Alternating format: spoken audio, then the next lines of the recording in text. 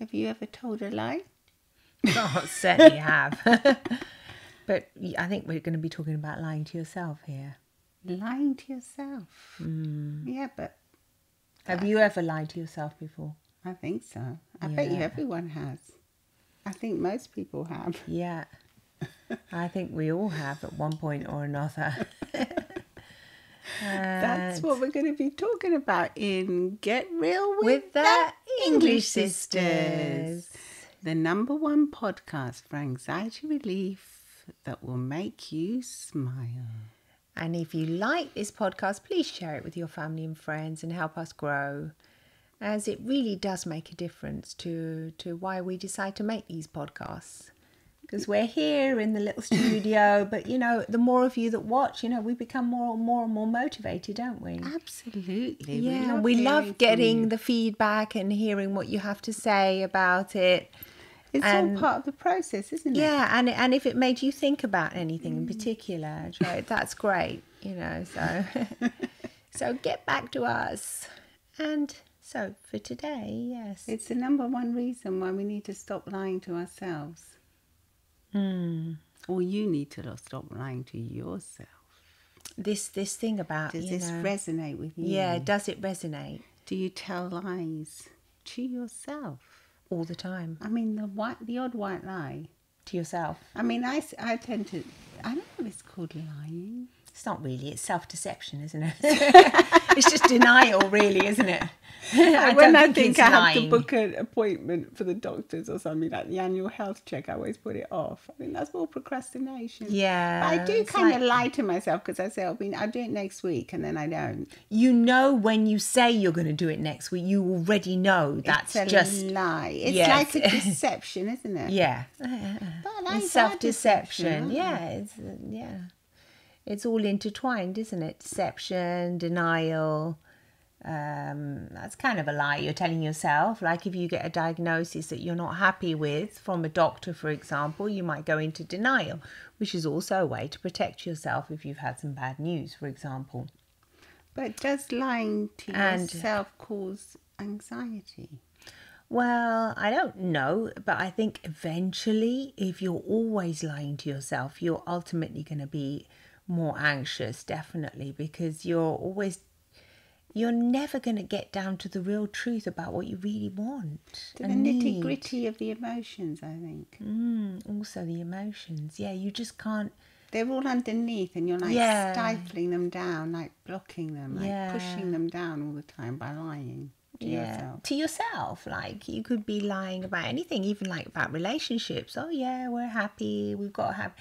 But then underneath you've got this niggling voice that's telling you, you know, there's something wrong. But you're just covering up and you're saying, no, it's not, because you've got history, because, you know, so much of everything in every relationship, work, love, whatever it is, friendship. But there comes to I think a time when this could be actually causing you anxiety because you're not being true to what's really going on. And to what you probably have to do. For that little voice that, you know, every now and then, if you're quiet enough, you know what you have to do. You might need to stop seeing this person, or even if it's like a really long-term relationship, you might have to face the uncomfortable truth. Face the truth. Today I was reading on Reddit, for instance, this lady, or this person, I'm not sure if it was a lady actually, but this person said that they had to break up with their partner, their long-term partner, just before Christmas. Yeah. Because they were really suffering. They said, I know it's a really long time to do it, but I just felt it was the time I needed to do it, and it's been really hard.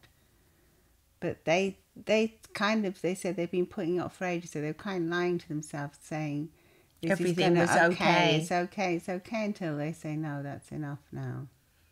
Yeah, that's a self-denial. That's a lying to yourself, and that's what it can cause, years of anxiety and not fully being happy because you don't really want to face the truth. You don't want to face those emotions, that hard truth of saying, oh no, you know, this is really happening now. I've got to deal with this, and the logistics of it as well. Like if you're in a long-term relationship, you might have, family as well, and all of that stuff. You don't want to do that. And so So it's easier to lie to yourself. momentarily it's easier, but then ultimately you're going to get It's through. harder.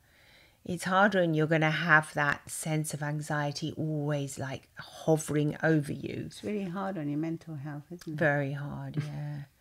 And this can be with anything. And it's like you kind of don't want to accept it, so you don't kind of realize you're lying to yourself. No, of course you don't. You can, because it's a very small voice, and it can only happen sometimes when you can sort of hear yourself and you think, oh God, and then you push it to one side, but there's something you have to do, for example, and I was thinking about a friend of ours with a long-term relationship that was going on for years and years and years, and then now finally the breakup has happened, and that person is feeling so much better. Yes. Free. Free. And it makes you wonder, gosh, if only those, like, that self-denial hadn't gone on for such a long time. It would have been better. It would have been better. Why do you really have to wait that long in order to listen to your own voice? Sometimes I think you have to process things and you're not ready to accept it. That's where, because you're But in denial. I think, and other times it really you're just trying to bluff your way through things. You're just trying to deceive yourself and say it's going to be okay. I'll fake it till I make it, kind of thing. I'll pretend. Isn't. Sometimes it is, but I think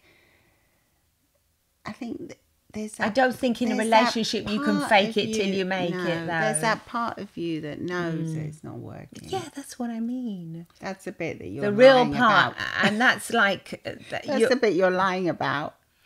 And that's who you're lying to, that part of you that is your essence that needs to be taken care of and needs to be nourished. And so if you feel like, no, this really isn't the right, you're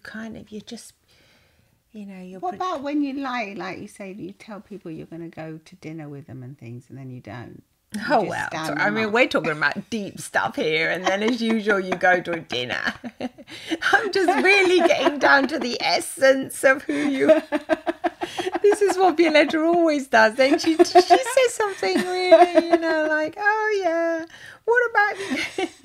I mean, who cares about that? That's just like, you mean you lie to yourself because you say, yes, I will go to dinner, and then you invent up another lie not to go. I don't think this is completely unrelated. No, you don't. Even though you berated me about it.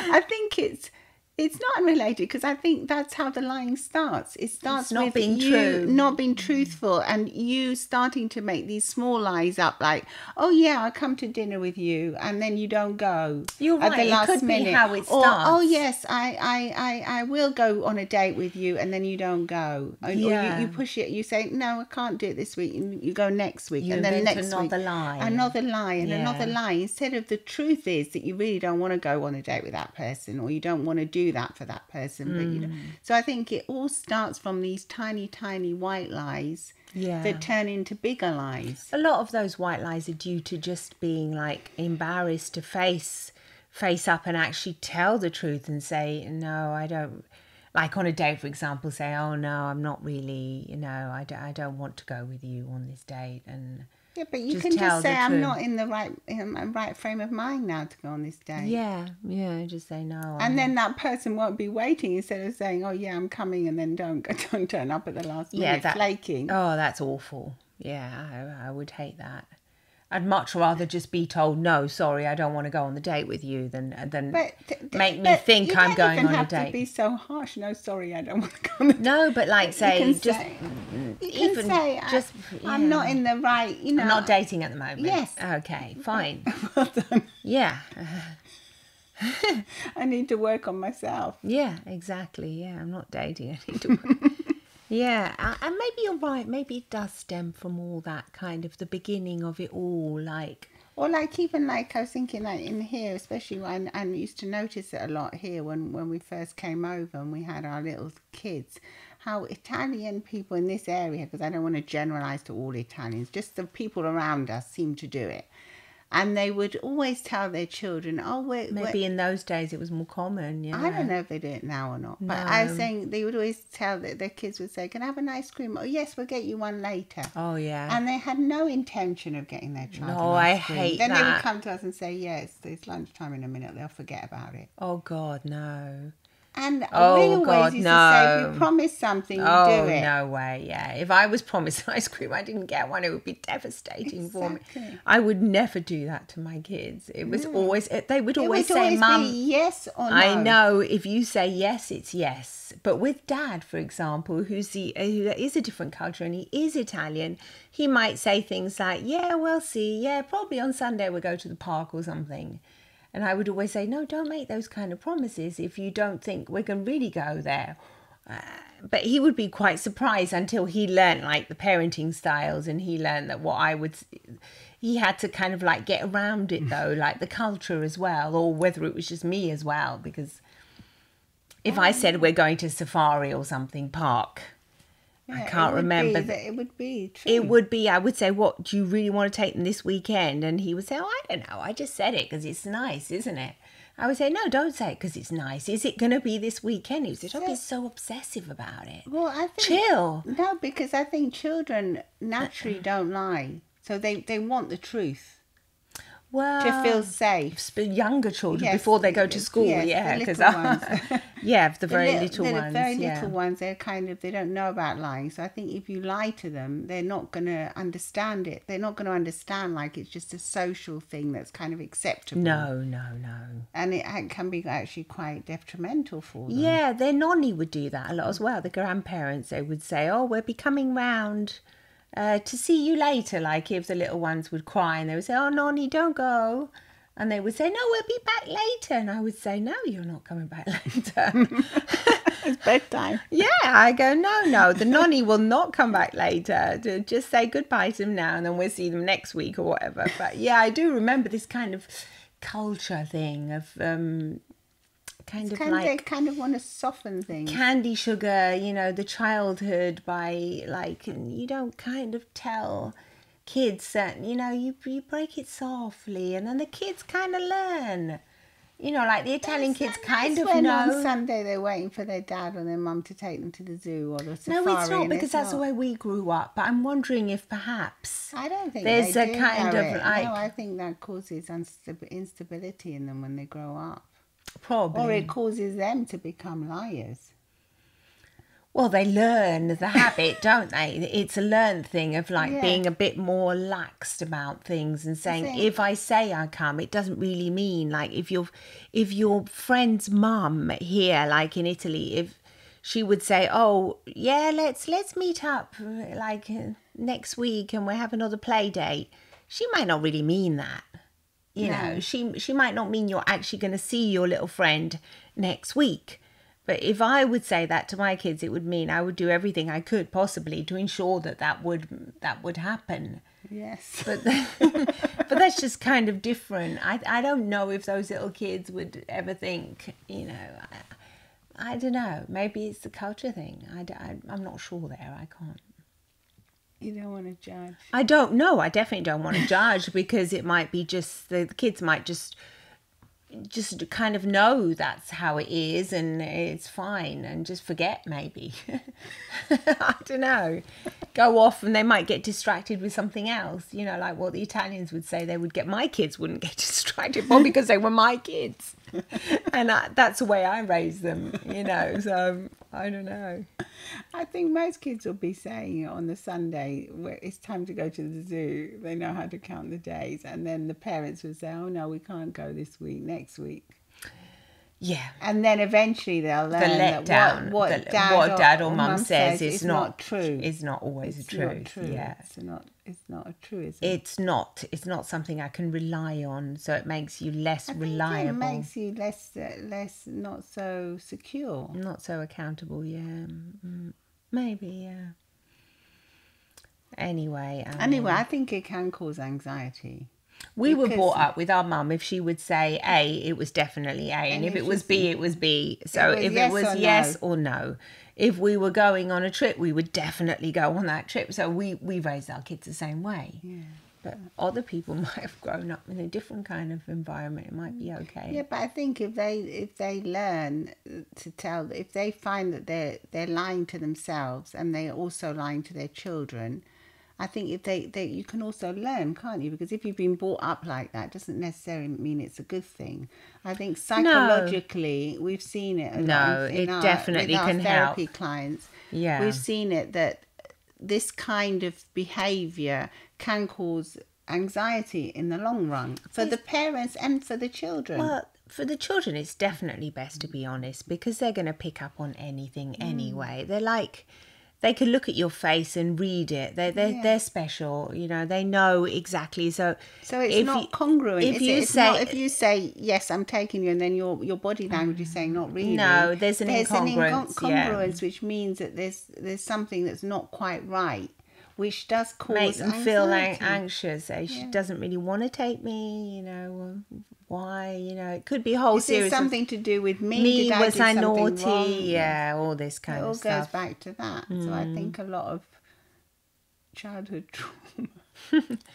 There we go. We're back to the childhood.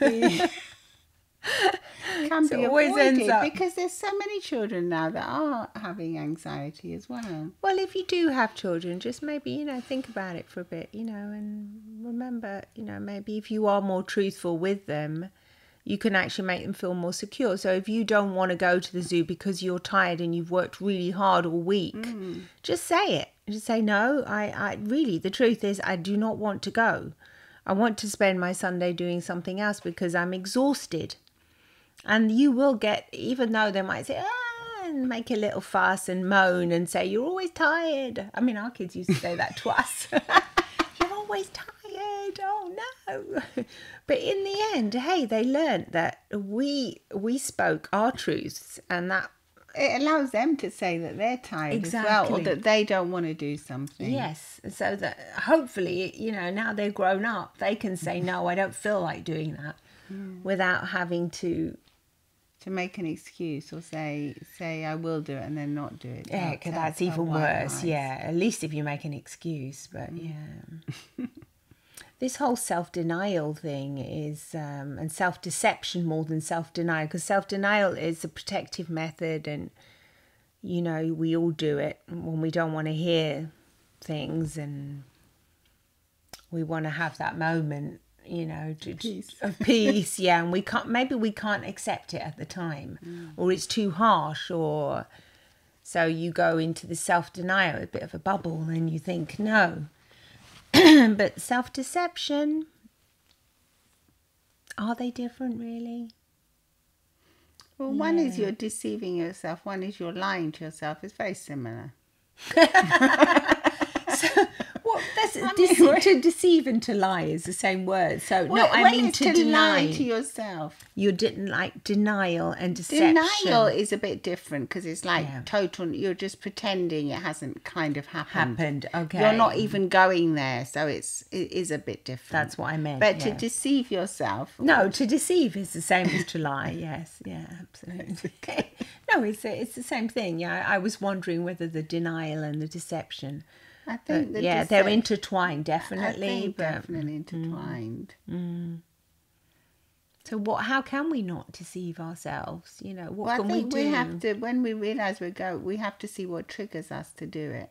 Yeah. So if you find that, say for instance, if you're in this dinner party situation, or like with your children, if you find it very difficult to say, no, not at the moment, we can't do that because they might have a tantrum or something, you have to work on that, and you have to kind of get your voice back. Yes, of like when you get into that kind of situation, say if you're going to the supermarket, you know they're going to want chocolates. Yeah. You can maybe tell your children in advance, look, Mum and Dad, we're not buying you any chocolates today because we haven't got the money, or because we're going to be eating healthily, and we're going to, maybe you can offer some sweetener, I would say, maybe at the weekend, if it's true, we're going to make some homemade cookies or something. Yeah. So offer them something nice to look forward to. Otherwise, just say, no, we can't do that, and give them a reason. Because after all, children are like adults. If they have reasons, it's going to be a lot easier for them to accept it. So maybe we should give ourselves a reason too. So, Yes. you know, so in the same way as we speak to our own little ones, we can talk to ourselves and say, That's a good point. no, I'm not going to accept this because, and give yourself a because. So if you're always saying that you need to eat healthily and you know that you're Lying to yourself. you have to give yourself a because. Say, I need to eat healthily because otherwise I'm going to get sick. Is that right? Am I getting confused Because here? I'm going to get sick if I don't.